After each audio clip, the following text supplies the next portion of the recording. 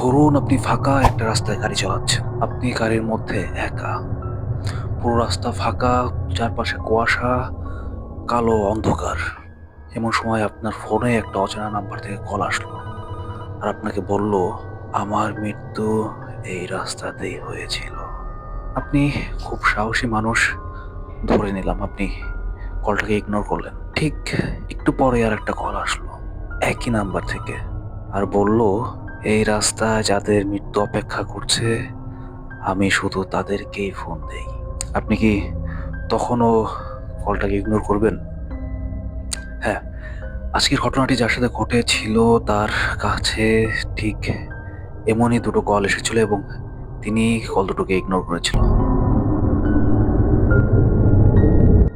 ঘটনাটি যার সাথে ঘটে তার নাম ফয়সাল।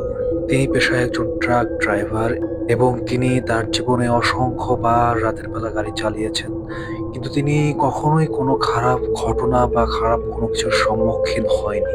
ফয়সাল ভূত, জিন বা অদৃশ্য কোনো কিছুর উপর বিশ্বাস করতেন না, কিন্তু তার জীবনে এমন একটা ঘটনা ঘটে যায় যে ঘটনার পর তিনি বিশ্বাস করতে বাধ্য হন যে পৃথিবীতে তাদেরও অস্তিত্ব আছে যাদেরকে আমরা দেখতে পাই না, মানে অশরীরী।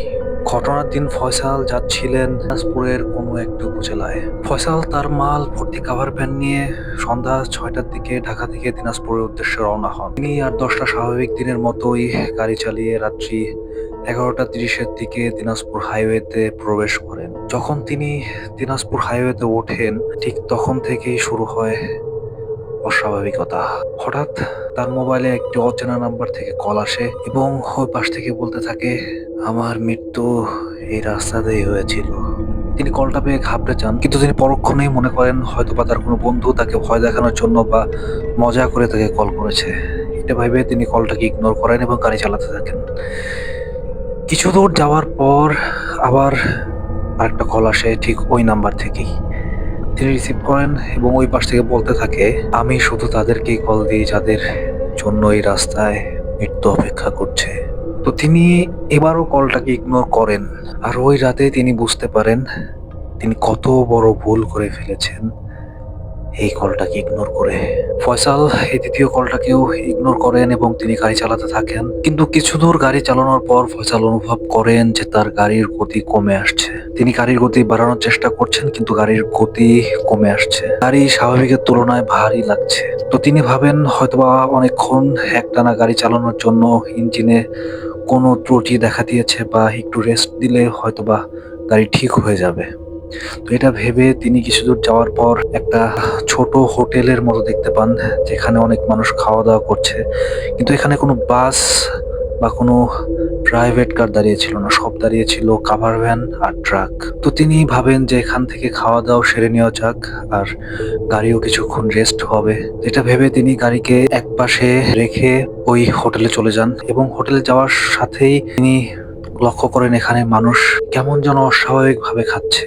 তাদেরকে দেখে মনে হচ্ছে যেন তারা কত বছর না খেয়ে আছে, তাদের যেন কতই না খিদে লেগেছে। তো তিনি হোটেলের মধ্যে যান এবং একটি টেবিলে বসেন, আর বসা মাত্রই একটা ছেলে তার জন্য এক বাটি মাংস এবং ভাত নিয়ে আসেন। তো তিনি ভাবেন যে আমি তো এখনো অর্ডার করিনি। তিনি ছেলেটার মুখের দিকে তাকিয়ে আর কিছু বলার সাহস পান না। তখনই ছেলেটা বলে ওঠে যে, ভাই, এইখানে শুধু মাংস আর ভাতই পাওয়া যায়, এছাড়া অন্য কোনো আইটেম নাই, ছোট হোটেল তো, তাই আপনি কিছু করার আগে নিয়ে আইছি। তখন ফয়সাল একটু আশ্বস্ত হন আর ভাবেন যে তাহলে তো ঠিকই আছে, যেহেতু অন্য কোনো খাবার পাওয়া যাচ্ছে না তো এটাই খেতে হবে। তিনি ছেলেটাকে জিজ্ঞেস করেন যে কিসের মাংস এটা। ছেলেটা ফয়সালের মুখের দিকে তাকিয়ে হেসে উত্তর দেয়, মানুষের মাংস। ফয়সাল তার দিকে একটু গম্ভীরভাবে তাকায়।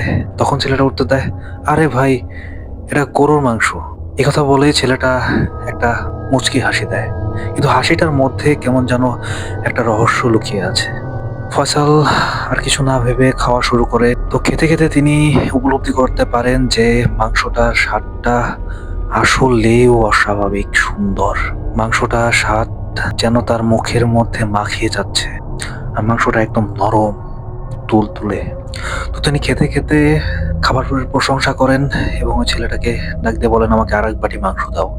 কিন্তু ছেলেটা জানান যে এখানে শুধু এক বাটি মাংস পাওয়া যায়, আর এক বাটি সবার জন্য যথেষ্ট। তো এই কথা শুনে ফয়সাল একটু অবাক হন যে এটা আবার কেমন নিয়ম। কিন্তু তিনি কিছু না বলেই খাওয়া শেষ করে বিল দিয়ে ওই হোটেল থেকে উঠে আসেন এবং গাড়ি স্টার্ট দেন, আবার যাত্রা শুরু করেন। তো এবার তার গাড়িটা ঠিক মতোই চলছিল, গাড়িতে ভার মনে হচ্ছিল না। তো তিনি কিছু দূর চলার পর তার মোবাইলে আর একটা কল আসে, ওই অচেনা নাম্বারটা থেকেই। ওই পাশ থেকে বলতে থাকে, খাবারটা স্বাদ তো ভালোই ছিল না। এবার ফয়সাল জিজ্ঞেস করে যে হ্যাঁ আপনি কে? তখন ওই পাশ থেকে বলতে থাকে যে আমি তো আগেই বলছি, আমি তাদেরকেই ফোন দেই যাদের এই রাস্তায় মৃত্যু অপেক্ষা করছে। তখন ফয়সাল বলে ওঠে, আরে ভাই আপনি কি আমার সাথে ফাজলামো করতেছেন? আমি যদি ফাজলামো করতাম তাহলে কি আমি জানতাম যে তুমি কি খাইছো? তখন ফয়সাল একটু চিন্তার মধ্যে পড়ে যান যে হ্যাঁ, আমি তো খাওয়া দাওয়া করেছি, তো এটা তো খাওয়ার জানার কথা ছিল না। তো ফয়সাল এবার জিজ্ঞেস করেন যে আচ্ছা আমি কি খেয়েছি? তখন ওই পাশ থেকে উত্তর আসে, মানুষের মাংস। ফয়সাল এবার কিছু না বুঝেই গাড়ি ব্রেক করে এবং ওই ছেলেটার কথা ফয়সালের মনে পড়ে যে ওই ছেলেটা তাকে বলেছিল যে এটা মানুষের মাংস। এবং ফয়সালের ওই ছেলেটার মুচকি হাসি চোখের উপরে ভেসে ওঠে এবং তিনি বুঝতে পারেন যে কিছু তো একটা অস্বাভাবিক হচ্ছে তার সাথে।